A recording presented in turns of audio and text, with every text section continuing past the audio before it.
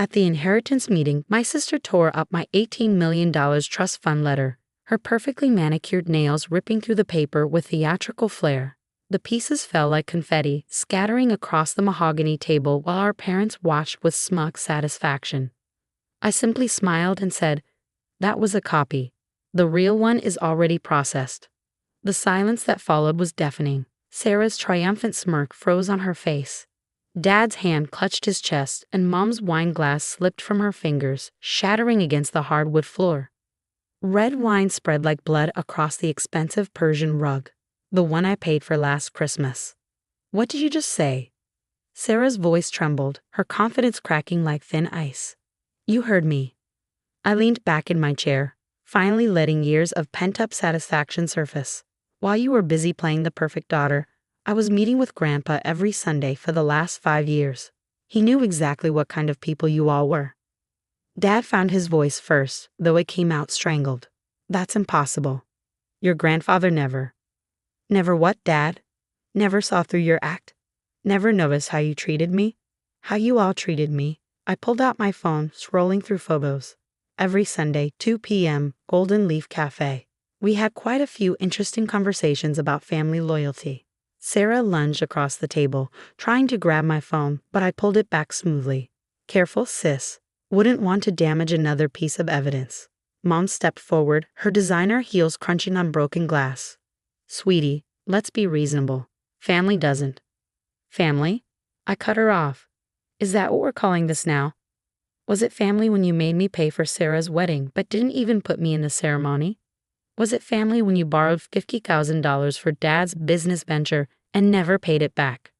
The lawyer cleared his throat uncomfortably. Mr. Patterson had been our family's attorney for 20 years, but even he looked unsettled by the tension in the room. "Perhaps we should proceed with the formal reading." "No, me," I said, standing up. "I have copies of everything right here." I pulled out a folder from my briefcase. Grandpa made sure I had duplicates of all the documents. He knew exactly what would happen today. Sarah's face had turned an interesting shade of pale. "You're lying. Grandpa loved me. He always said I was his favorite." "To your face, maybe." I spread the documents across the table. "But actions speak louder than words, don't they? Like when you sold his prized watch collection to fund your spa weekend. Did you think he wouldn't notice?" Dad slammed his fist on the table. "Now listen here." "No, you listen." My voice was steel. "For 30 years, I've listened to all of you. I've watched you manipulate, lie, and steal. I've been your personal ATM, your emotional punching bag, your constant disappointment. But Grandpa saw everything." I pulled out the main document, the trust fund agreement. He set this up 3 years ago. The money was transferred last month, the day before he died. "It's already done." Sarah grabbed the paper, her hands shaking. "This can't be legal." "Daddy, tell her this isn't legal." Mr. Patterson adjusted his glasses. "I can assure you, it's completely legal. Mr. Harrison was of sound mind when he made these arrangements." Mom collapsed into a chair, her perfectly maintained facade cracking. But what about us? What about the estate?" "Oh, that." I smiled.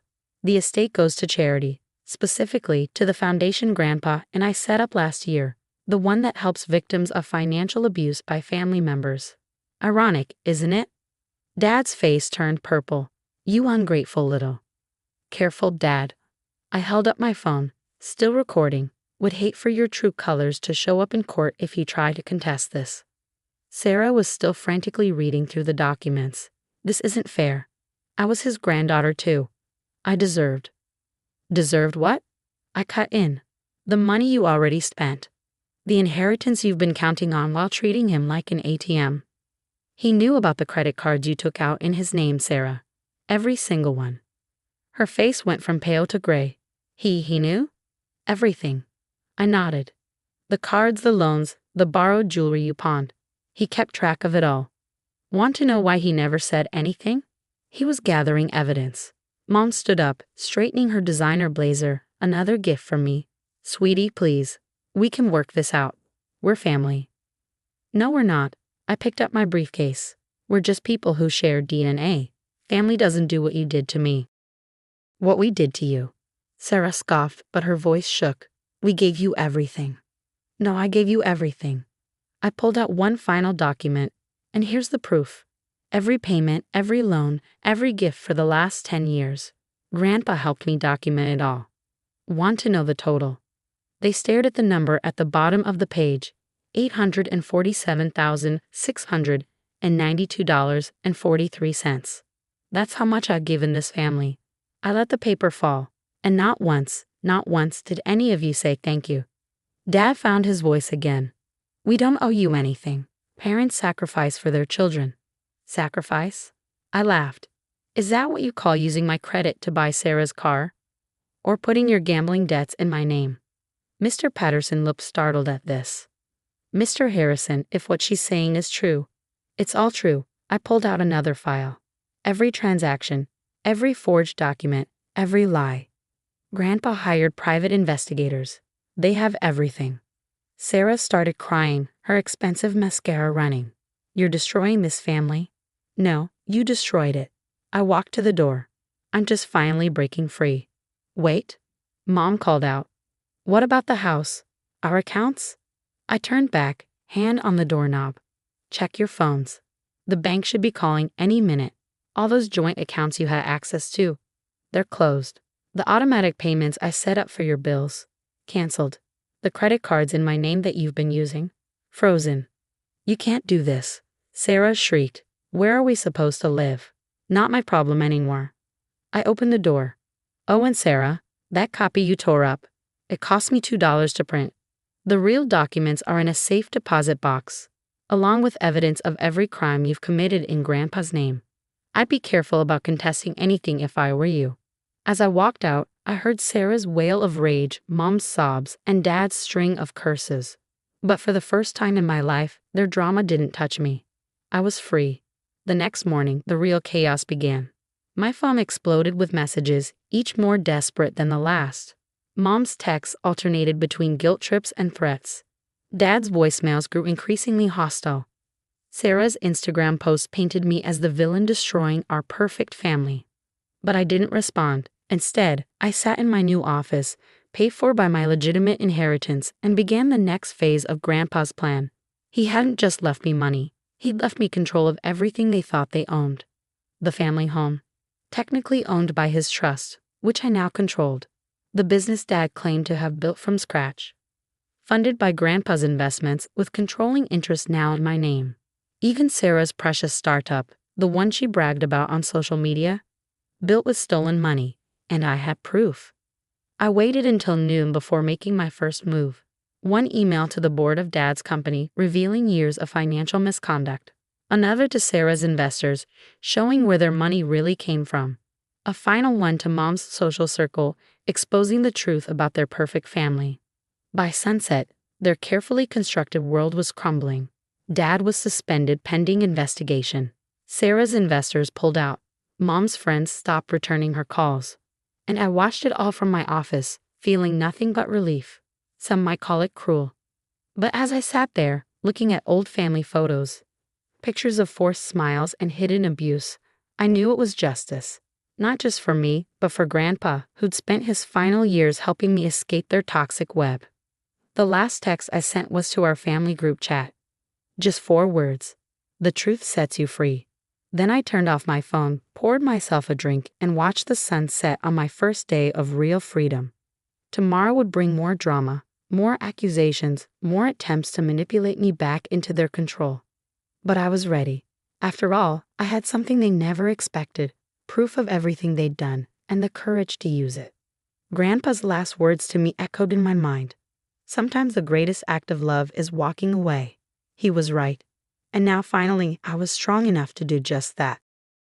3 days after the inheritance meeting, I was having coffee at my favorite cafe when Sarah walked in. She looked different, her designer clothes replaced by wrinkled jeans and an old sweater, her perfect makeup absent. For a moment, she just stood there, looking lost. Fancy seeing you here, I said, not bothering to look up from my laptop. Did Mom and Dad send you to negotiate? She slid into the chair across from me, her hands trembling slightly. They don't know I'm here. Look, you've made your point. You can stop now. I finally looked at her. Stop what? Telling the truth. The investors. Her voice cracked. They're all pulling out. Everything I built. You mean everything you stole? I pulled out my phone, opening a folder. Want to see the transfers? How you embezzled from Grandpa's accounts to fund your brilliant startup. She flinched. I was going to pay it back. Like you paid back the $50,000 you borrowed from me for your wedding? Or the $30,000 for your down payment? I scrolled through the records. Should we talk about the credit cards you opened in my name? I needed help. She slammed her hand on the table, drawing stares from nearby customers. You always had everything, the good job, the savings, the perfect credit score. Because I worked for it. I closed my laptop. While you were partying through college on my dime, I was working 60-hour weeks. While you were taking luxury vacations with Mom, I was paying off the debts Dad put in my name. Tears welled in her eyes. We're family. We're supposed to help each other. Help? I laughed. Is that what you call what you did to me? Let me refresh your memory. I pulled out another document. Last Christmas, when you told everyone I was too cheap to buy Mom a proper gift, I had just paid your rent. Again. She looked away. I didn't mean. Or how about at your wedding? When you told your friends I wasn't at the bridal party because I was too busy with work. The truth was, I was working overtime to pay for the ceremony you couldn't afford. Please, she whispered. I'll lose everything. Like I lost everything. I leaned forward.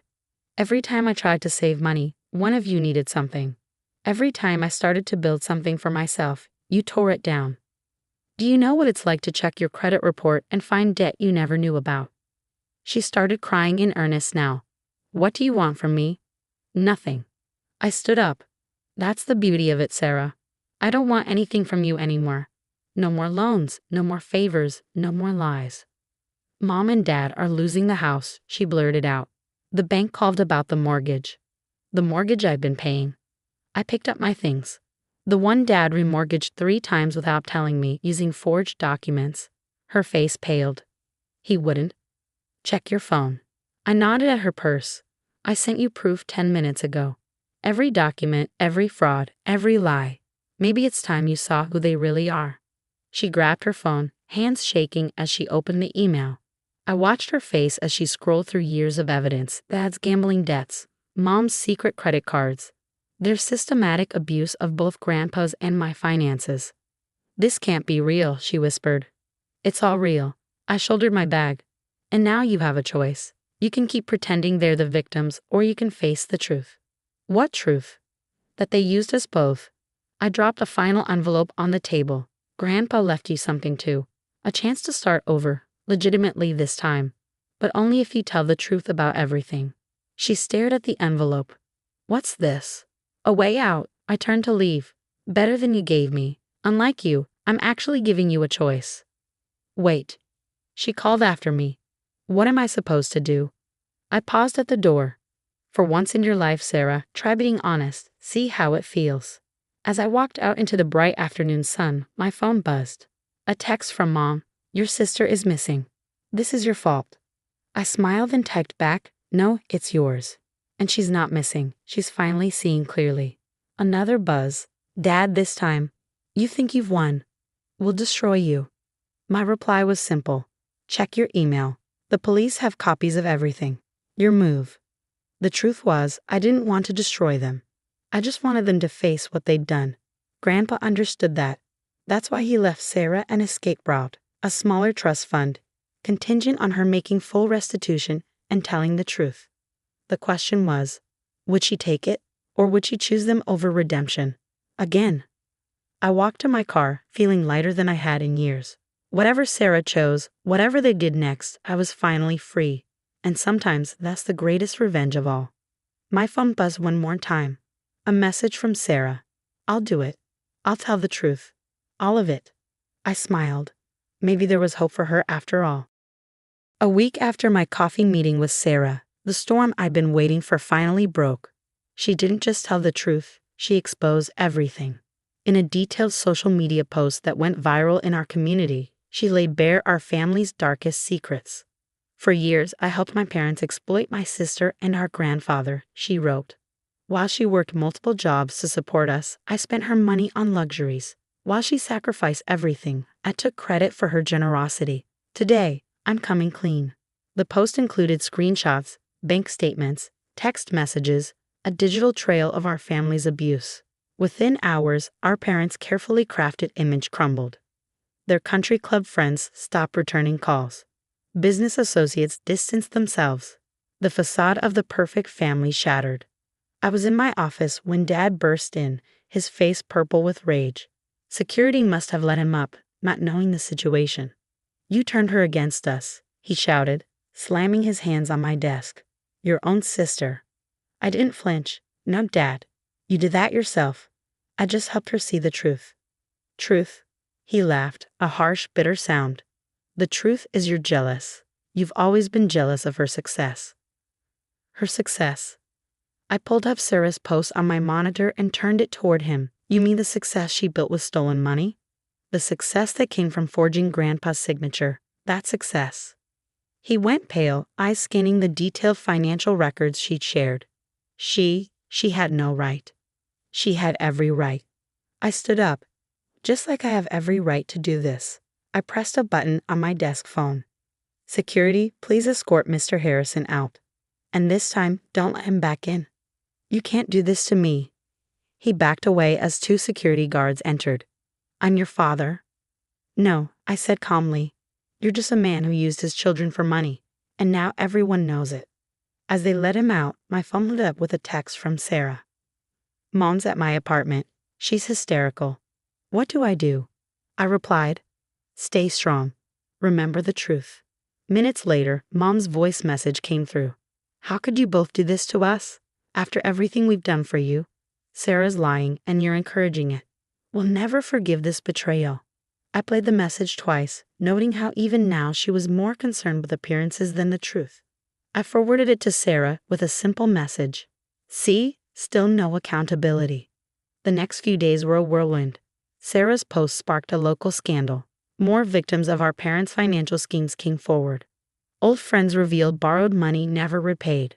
Business partners exposed fraudulent deals. The house of cards was falling, and our parents were trapped inside. Sarah called me late one night, her voice shaky. "They're saying they'll disown me if I don't retract everything."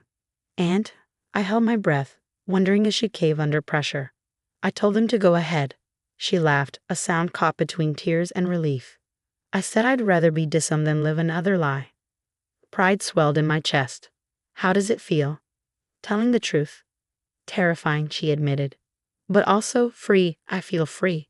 We talked for hours that night, really talked, for the first time in years. She told me about the guilt she carried, the pressure to be perfect, the constant fear of disappointing our parents.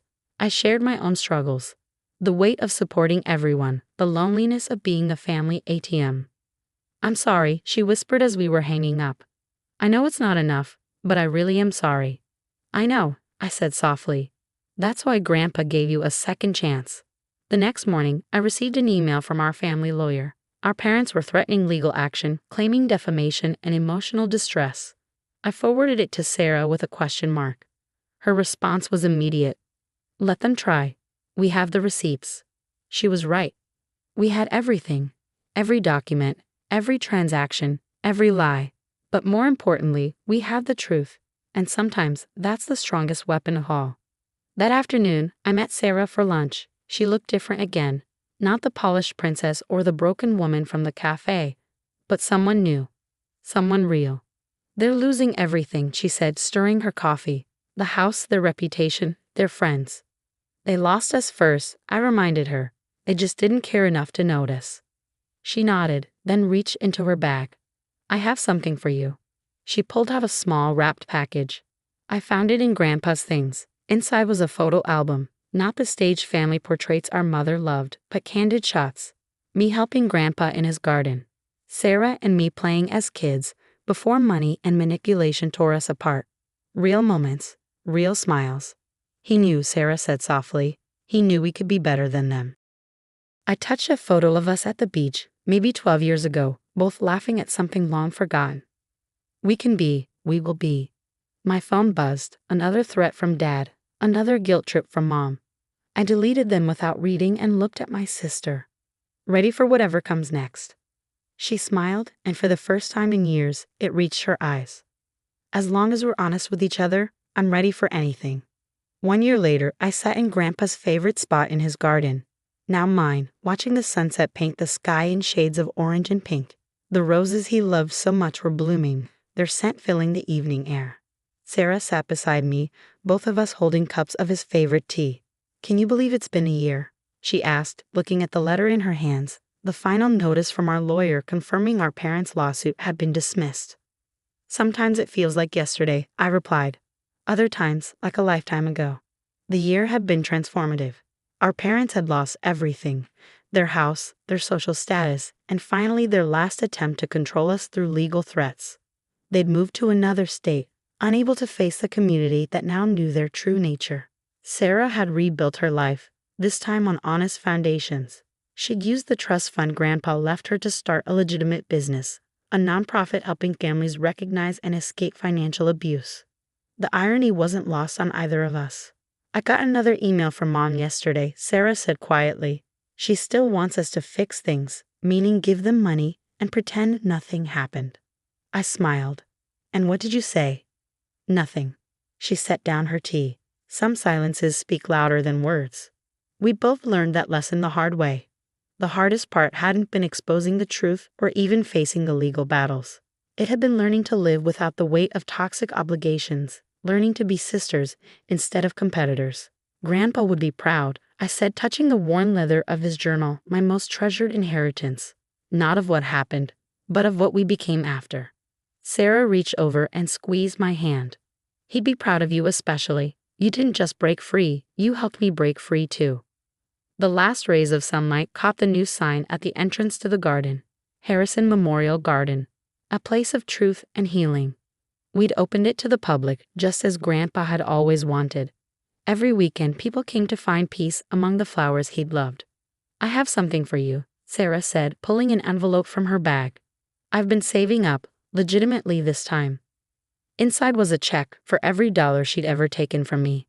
"You don't have to," I started, but she cut me off. "Yes, I do, not because you need it, but because it's right, because that's what real family does. They make things right." I looked at the check, then tore it in half.